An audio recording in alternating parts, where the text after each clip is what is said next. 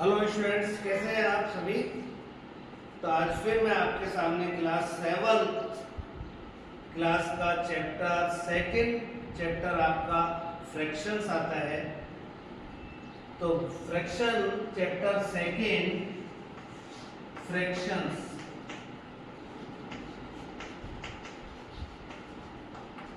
का part first पढ़ाने जा रहा हूं। Part first. तो सबसे पहले आता है फ्रैक्शन होता क्या है। तो कोई भी नंबर यदि a अपॉन b की फॉर्म में हो, a अपॉन b की फॉर्म में यदि कोई भी नंबर हो तो वो फ्रैक्शन कहलाता है। और a और b, a एंड b क्या है? Natural number. Natural numbers a and b क्या है? Natural numbers, counting numbers. तो आपको फ्रैक्शन क्या होता है समझ में आ गया होगा। चलिए इसको आगे समझने के लिए हम आगे सॉल्व करते हैं। फर्स्ट क्वेश्चन है हमारा कंपेयर। कंपेयर करना है आपको। फर्स्ट एग्जांपल हम लेके चलते हैं 5/8 एंड 7/12। तो 5/8 और 7/2 को कंपेयर करना है कि विच नंबर इज ग्रेटर और which number is less, which fraction is greater, which fraction. तो आपको सिंपली क्या करना है, 5/8 एंड 7/12। 5 को 12 से मल्टीप्लाई करना है, 8 को 7 से मल्टीप्लाई करना है। तो 5 को 12, 12 5 जा 60 और 8 7 जा 7 8 जा 56। तो 60 इज ग्रेटर, 56 इज लेस। तो 60 is greater then 56, so that 5/8 is greater than 7/12। Understood students? चलिए एक एग्जांपल और लेते हैं। 15/9 and 11/15/9 5/9 and 11/15। कंपेयर करना है वही आपको। तो 5 को आप किससे मल्टीप्लाई करेंगे? तो 5 into 15 एंड 11 को किससे करेंगे? 11 into 9। तो 15 5 जा 75, 11 9 जा 99। तो 75 is less than 99। 75 किसका आंसर है? 5/9 is less than 11/15। तो स्टूडेंट्स आपको कंपेयर करना आ गया होगा। Thank you very much. चलिए अब आगे बढ़ते हैं। इसी में अरेंज करना है आपको। काफी फ्रैक्शंस दिए हुए हैं, उनको आपको अरेंज कैसे करेंगे। यदि 2 फ्रैक्शंस थे तो आपने कंपेयर कर दिया कि which is greater which is less. अब मान लीजिए आपका सेकंड क्वेश्चन है अरेंज द फॉलोइंग।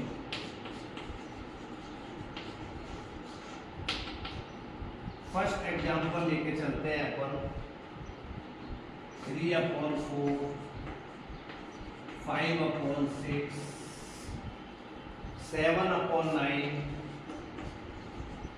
और 11/12। ये 4 फ्रैक्शंस है। आपको इनको अरेंज करना है असेंडिंग ऑर्डर और एंड डिसेंडिंग ऑर्डर।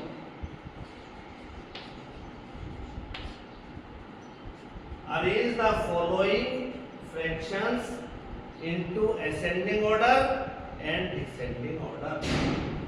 चलिए, तो फर्स्ट ऑफ ऑल आपको क्या करना है, जब काफी सारे फ्रैक्शंस दिए हुए तो आप जो डिनोमिनेटर है, these are numerator, 3 is numerator, 4 is denominator, 5 is numerator, 6 is denominator, 7 is numerator, 9 is denominator, 11 is numerator, 12 is denominator। तो आपको डिनोमिनेटर का एलसीएम लेना है, एलसीएम ऑफ 4, 6, 9 एंड 12। अब एलसीएम आप छोटी क्लासों में पढ़ते आ रहे हैं कि बच्चे काफी टाइम वेस्ट कर देते हैं एलसीएम निकालने में, तो आपको सबसे बड़ा नंबर देखना है यहाँ पर कौन सा है। सबसे बड़ा नंबर है 12। 12 में सभी का डिवाइड जा रहा है, ये देखना है। 4 का जाता है, 6 का जाता है, पर 9 का नहीं जाता। 12 की टेबल आगे बढ़ी है, 12 टू जा 24। अब 24 में 4 का जा रहा है, 6 का जा रहा है, 9 का नहीं जा रहा, 12 का जा रहा है। आगे बढ़िए, 12 1 जा 12, 12 2 जा 24, 12 3 जा 36। 36 में देखिए 4 का डिवाइड 36 में जाता है, 6 का डिवाइड 36 में जाता है, 9 का डिवाइड 36 में जाता है, और 12 का भी जाता है। तो आपका एलसीएम हो गया 36। सभी नंबरों को, सभी फ्रैक्शंस को आप एलसीएम से मल्टीप्लाई कर दीजिए। 3/4 इंटू 12, 5/6 इंटू 12, 7/9 इंटू 12, 11/12 इंटू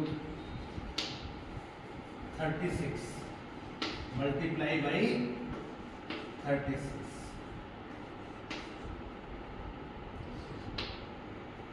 तो सभी फ्रैक्शंस को आपको 36 से मल्टीप्लाई, एलसीएम से मल्टीप्लाई करना है।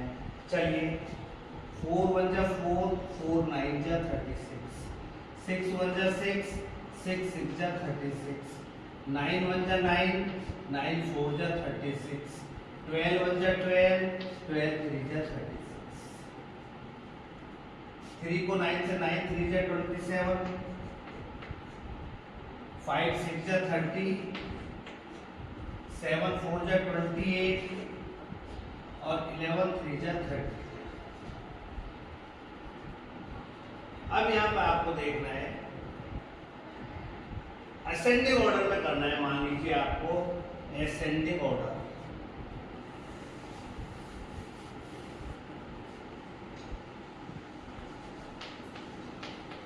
असेंडिंग ऑर्डर, तो असेंडिंग ऑर्डर में छोटे से बड़ा, सबसे छोटा कौन सा है? 27। किससे छोटा है? 28 से छोटा है। 28 किससे छोटा है? 30 से छोटा है। और 30 किससे छोटा है? 33 से छोटा है। 27 की एक्चुअल वैल्यू क्या है? 3/4। 28 की एक्चुअल वैल्यू क्या है? 7/9। 30 की एक्चुअल वैल्यू क्या है? 5/6। और 33 की एक्चुअल वैल्यू क्या है? 11/12। ये आपका है 11/12। ये आपका आंसर आ गया असेंडिंग ऑर्डर में। मान लीजिए इसी क्वेश्चन को वो डिसेंडिंग ऑर्डर में पूछता, तो method is same, no change in method. Descending order सबसे बड़ा क्या है? 33 is greater than 30 is greater than 28 is greater than 27। Descending order 33 की वैल्यू क्या है? 11/12 is greater than 5/6 is greater than 7/9 is greater than 3/4। ये आपका डिसेंडिंग ऑर्डर आ गया। तो असेंडिंग और डिसेंडिंग में छोटे से बड़ा और बड़े से छोटा। तो मैं स्टूडेंट्स क्या आपसे आशा कर सकता हूँ कि आपको ये क्वेश्चन क्लियर हो गया होगा। चलिए एक एग्जांपल और लेके मैं आपको इसको और वेरीफाई करने की कोशिश करता हूँ कि इसलिए आपको कोई कंफ्यूजन ना रहे। तो क्वेश्चन हमारा वही है, arrange the following fractions in the ascending और डिसेंडिंग ऑर्डर। क्वेश्चन है हमारा 2/3, 3/5, 7/10 and 8/50। तो क्या प्रोसीजर आपको यूज करना है? डिनोमिनेटर का एलसीएम लेना है। एलसीएम में चारों वैल्यू डिफरेंट है, तो एलसीएम ऑफ 3, 5, 10। अब आपको वही यहाँ पर देखना है सिंपली, बहुत इजीली। तो जल्दी आपको कैसे जल्दी से एलसीएम निकाले आप, बहुत तत्काल प्रभाव से आप एलसीएम कैसे निकालेंगे? सबसे बड़ी वैल्यू देखेंगे। सबसे बड़ी वैल्यू कौन सी है? 15 है। 15 को देखना है 15 में क्या चारों वैल्यू का डिवाइड जा रहा है? 3 का जाता है, 5 का जाता है, पर 10 का नहीं। 15 की टेबल आगे बढ़िए। 15 1 जा 15, 15 2 जा 30। अब 30 में देखेंगे 3 का डिवाइड जाता है, यस। 5 का डिवाइड जाता है, यस। 10 का डिवाइड जाता है, यस। 15 का डिवाइड जाता है, यस। तो एलसीएम इज 30। तो आप मेरा एलसीएम का मेथड समझ में आ गया होगा। आपको सबसे बड़ी डिजिट देखनी है और उस डिजिट में चारों जो आपके चार नंबर्स हैं, चार नेचुरल नंबर्स है डिनोमिनेटर में, उनका सबका डिवाइड जाना चाहिए। यदि नहीं जा रहा तो आगे बढ़ते जाइए, 2 टाइम्स 3 टाइम्स 4 टाइम्स आगे बढ़िए, फटाफट आपका एलसीएम आ जाए। अब आपको चारों नंबर्स को, चारों फ्रैक्शन को एलसीएम से मल्टीप्लाई करना है। 3/5 इंटू 30, 7/10 इंटू 30 और 8/15 इंटू 30। काट दीजिए। 3 1 जा 3, 3 10 जा, 5 1 जा 5, 5 6 जा 30, 10 1 जा 10, 3 जा 30, 15 1 जा 15, 15 2 जा 30।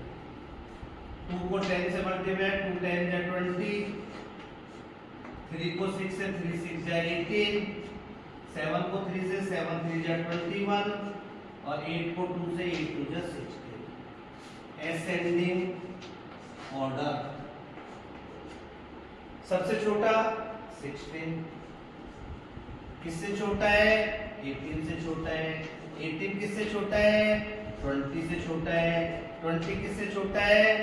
21 से छोटा है। अब इनकी एक्चुअल वैल्यू लिख दीजिए आप। 16 की एक्चुअल वैल्यू क्या है? 8/15। 18 की एक्चुअल वैल्यू क्या है? 3/5। 20 की एक्चुअल वैल्यू क्या है? 2/3 और 21 की एक्चुअल वैल्यू क्या है? 7/10। ये आपका असेंडिंग ऑर्डर आ गया। डिसेंडिंग ऑर्डर, डिसेंडिंग ऑर्डर में आप उल्टा कर दीजिए इसका। सबसे बड़ा कौन है? 21। किससे बड़ा है? 20 से। 20 किससे बड़ा है? 18 से। 18 किससे बड़ा है? 16 से। इनकी एक्चुअल वैल्यू लिख दीजिए। 7/10 is greater than 2/3 is greater than 3/5 is greater than 8/15. This is your answer. So students, I hope class 7 chapter 2 fractions में असेंडिंग और डिसेंडिंग ऑर्डर के मैंने आपको 2 एग्जांपल देके टॉपिक को क्लियर करने की कोशिश की है। तो मैं समझता हूँ आपको सबको समझ में आ गया होगा। Thank you very much.